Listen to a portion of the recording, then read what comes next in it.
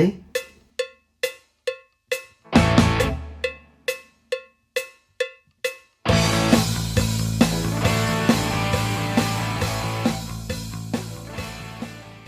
So, I've had a call out to go and rescue a truck mechanic who's snapped something off a trailer, and the trailer's got to go for its test. I think he's doing his bits and bobs to prep it, and something's come off. I don't know what. So, that does give me an opportunity to test the 7018 rods, which turned up yesterday, the new ones, I mean, to find out if it's the rods or the welder. The more I think about it, guys, the more I think about it, I think there's something wrong with the welder, because I only used those rods 2, possibly 3 days before the last video when I had the issue, and they were fine. And I don't understand how they could have got massively damp in the space of a couple of days when they were sealed up in that little container. So let's just find out, shall we? I don't like videoing when somebody needs me to get on with something quickly. You know, they're waiting for me now. If I turn up, get the camera and the tripod out, it's not cool, is it? If it were me, I'd be like, can you stop dicking about with the camera and get on with the job? I need to go. Nice guys here. I've been here a couple of times now. Yeah, really nice guys. Very accommodating. That one there, he says, right at the top, off there. So, safety first. The chap wants to get a scissor lift, so he's going to get that. I'm going to get the leads out and we'll get on with it. I'm just thinking it's only a little whip round the on the metal rod there, so it's not going to be a huge amount of welding. I don't think it's going to be much of a test for the 7018. Maybe we'll do another test after, before we go to the next job. Next job won't be using the stick welder, so I'll do a little test after this. We'll see how it performs on that.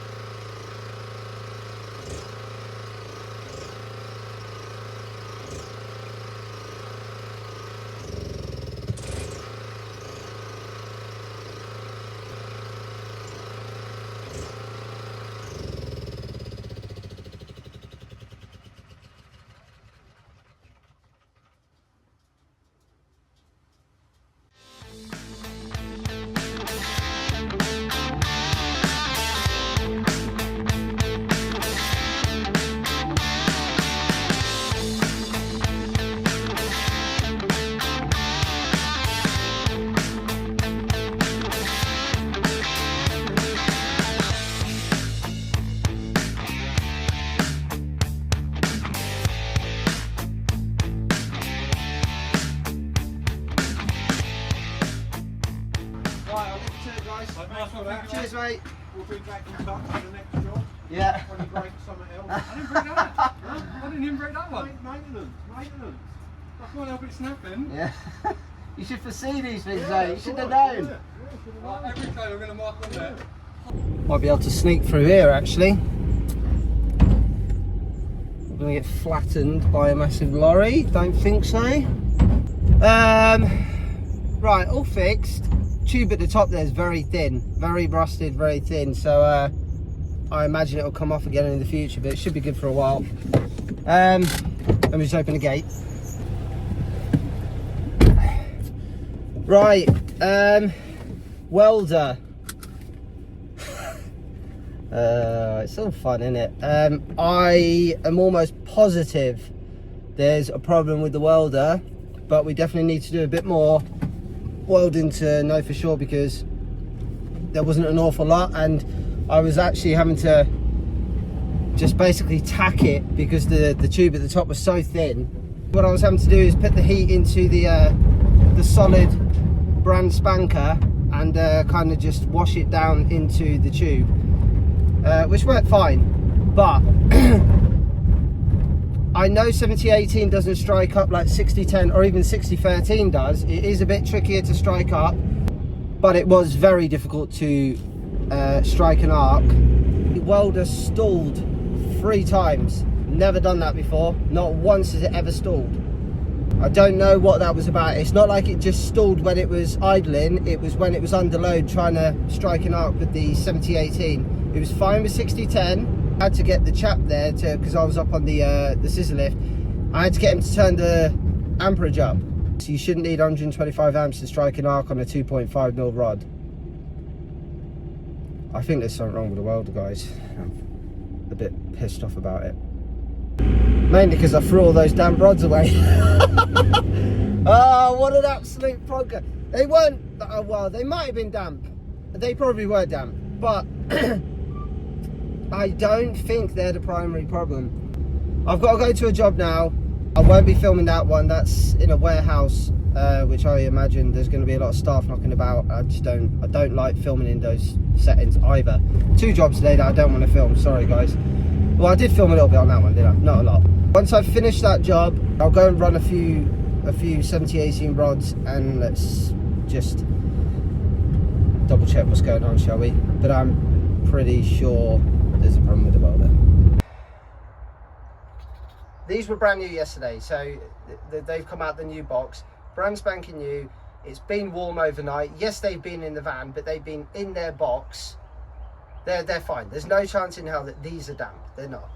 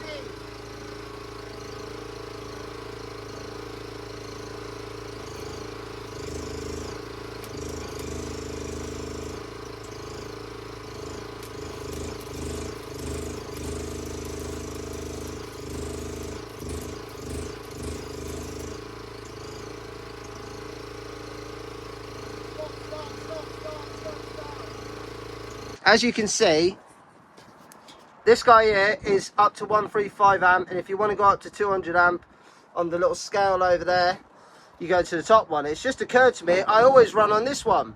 Occasionally I use this one, but most of the time I'm running on this one. So, I wonder if we've got a problem with our connector. Should we try and stick it in here? These poxy little Dints 1025s, they're a bit Mickey Mouse really, but that's what the welder comes with. Anyway, I'm going to stick it in there. Let's see what happens. Right, not that it should make any difference whatsoever, but just so it's a fair trial, I've got some fresh 3.2 rods that I haven't used at all, and I've stuck it in the top connector, and we're going to start 120 amp.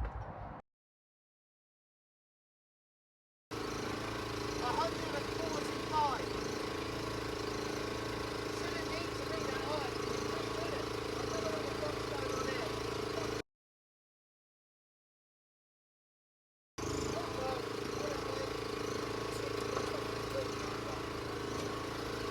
Well, I'd say there's a problem, wouldn't you? 145 amp.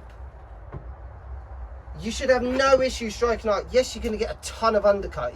Well, not maybe, no, you won't get a ton of undercut, but it's a little bit high for a 3.2 rod, 145. Is it? It's the upper end. It's the upper end for a 3.2 70-18 rod anyway. But the point is, you should definitely be able to strike an arc and get going.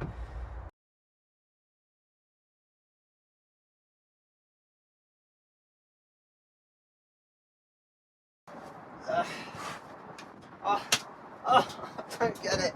6010 was working fine. It was fine. I don't know. 6010 has been fine up until just then.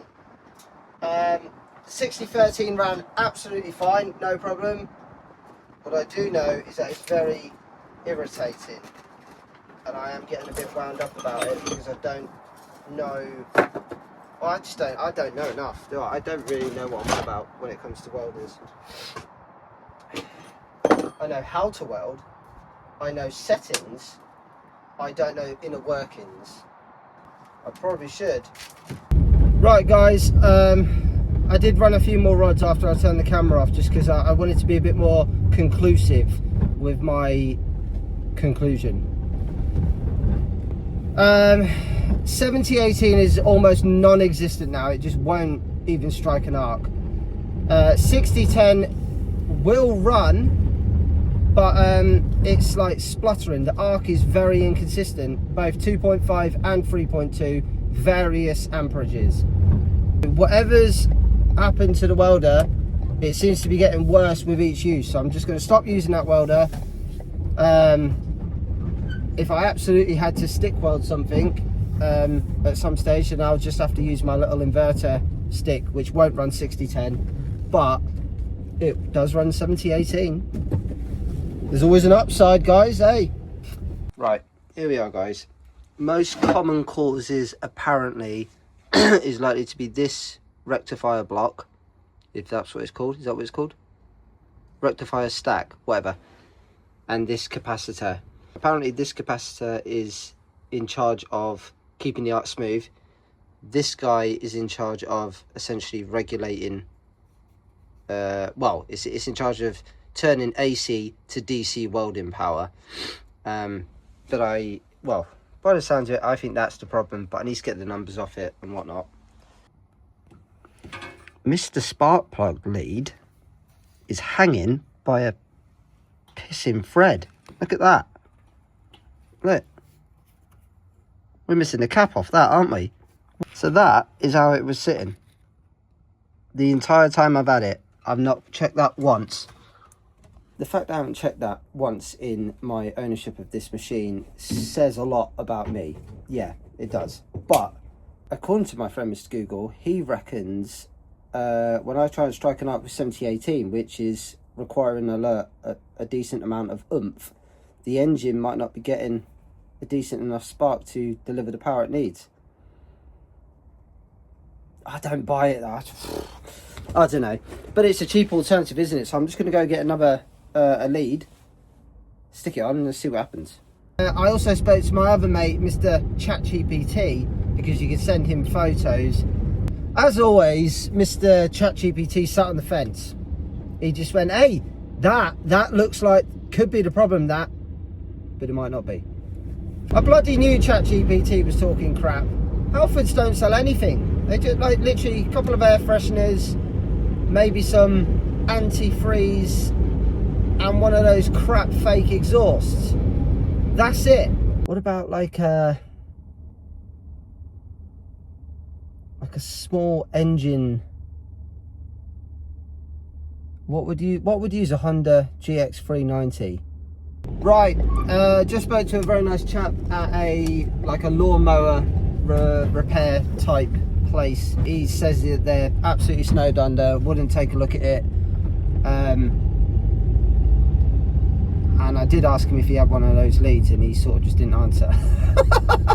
I think that was his way of saying, I have got one, but you're not having it. Which is fair. He has recommended another place. You can just turn up and talk to him, and I like that. I've always preferred that. When I get there, the questions to ask: is the engine not getting a good enough spark to produce the necessary power when the welder demands the power, which is on arc up, obviously, or is it bogging down because there's an electrical fault with the welder and it's demanding too much power, or it's surging for whatever reason? They might not know the second answer, but they might be able to answer that by answering the first one. Do you know what I mean? And then they'll have a question for me. They'll go, "It's February the 24th. What the hell do you think you're doing wearing sunglasses?" giving it all the big one. Right, so I've just left there. Lovely, lovely guys. Family run business, just really nice, just very, very helpful and friendly. He changed the cap for the HT lead, the plug is in the spark plug, the air filter, listened to the engine on idle and said that he felt it was working hard considering it was idling. So he reckons the carb might be clogged up full of rubbish, and if you look at the bottom of the fuel tank, there is tons of rubbish in there. However, there wasn't a load of rubbish that came out the little bowl underneath the carb. There was a little bit, because on idle it's always, it hunts, it's like it's just a little bit, but not, it's not loud. You'd have to listen carefully to really notice it. It does that on choke fully off. So he said try it with choke half on, and I did, and the most bizarre thing happened. I managed 3 or 4 runs of 7018 3.2 mil without it stopping. It was a bugger to arc, it took ages to arc, but once it got going, it welded quite a long bead, 3 or 4 times in a row. So what does that mean? Is it an engine issue? Is it the engine that is struggling to keep up with what the welder is demanding from it, as opposed to the welder electronics being at fault? He said that it looked new-ish and it didn't look like an original part, so it may well be that somebody's fitted like a cheap Chinese carb to it and that is causing an issue. I don't know. He also looked at the little the pull cord assembly and he went, that's a cheap Chinese knockoff one as well. And I went, yeah, that one was me.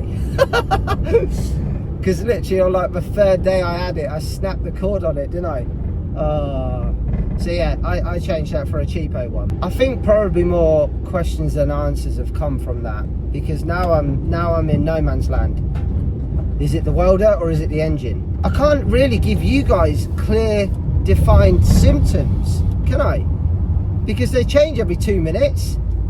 The choke thing points to it being an issue with the engine, doesn't it? And particularly an issue with the carb, because the chap was saying usually when the carbs are full of crap, they won't run on choke fully off. I'll let you know in the next video, guys. I'll let you know when I know. Oh, it's all fun. Right, let's do it.